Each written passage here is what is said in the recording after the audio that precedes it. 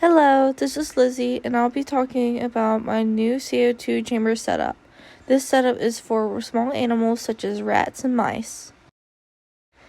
First, you'll need a CO2 tank.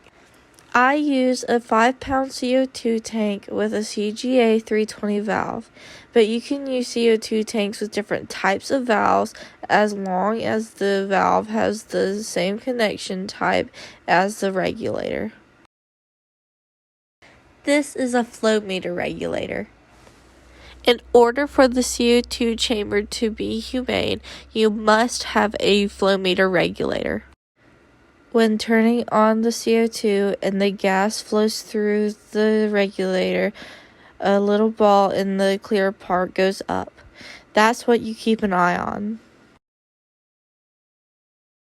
Next, you'll need a container. I use a Sterilite container that is not airtight. You can use both airtight and non-airtight from what I read, but this is just what I did. When you use airtight, you just need to have a hole at the top for the oxygen to get out of, I think. In order to calculate how much CO2 needs to go into your container, you'll need the container's dimensions and a flow rate calculator. This flow rate calculator is on Google Sheets, which I will link somehow.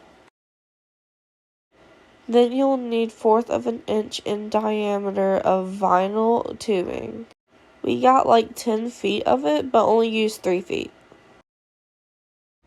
This is optional, but we use an adapter, coupling, and a garden hose washer. Exact measurements are in pictures. Then we use Teflon tape to put around the threads of some of the parts. The Teflon tape helps prevent any leaks. We also use this drill. The bit is supposed to be 5/8, but we couldn't find one that was 5/8, so we used a smaller one but made a bigger hole. You'll also need wrenches. We use adjustable ones, so you can tighten everything properly. This is the regulator with some of the parts separated. Put the Teflon tape on the thread shown here. Make sure to put it on going to the right, the way the arrow is going. When you're done putting the Teflon tape on, put the pieces together and make sure they are tight. We use wrenches to tighten them. I can't remember what this is called, but it goes inside the inlet, the part that goes to the CO2 tank on the flow meter regulator. The smaller side goes towards the regulator when you put it in.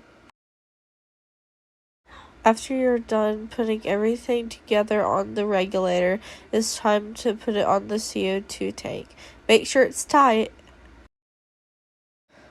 Next, it's time to drill the hole into the container. When doing this, be very careful. When we drilled the hole in, we put the drill in reverse and started drilling the plastic. This is to avoid it breaking.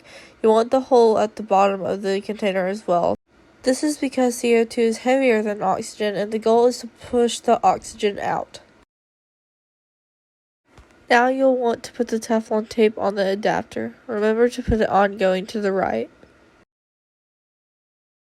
After you put the Teflon tape on the adapter, put the garden hose washer on the adapter and put it in the hole.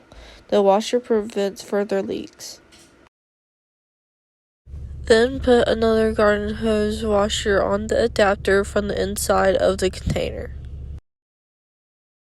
This is optional, but we decided to put the coupling on the adapter. You don't have to do this though. Then we tighten the adapter and coupling using adjustable wrenches. Make sure they are tight. Then you put the 1/4 of an inch vinyl tubing on the adapter. If you didn't use an adapter and coupling, you just put the tubing in a hole like the one we made, but way smaller. You want it to be a tight squeeze. Now put the other end of the tubing on the regulator, and then it's done. The CO2 chamber is ready.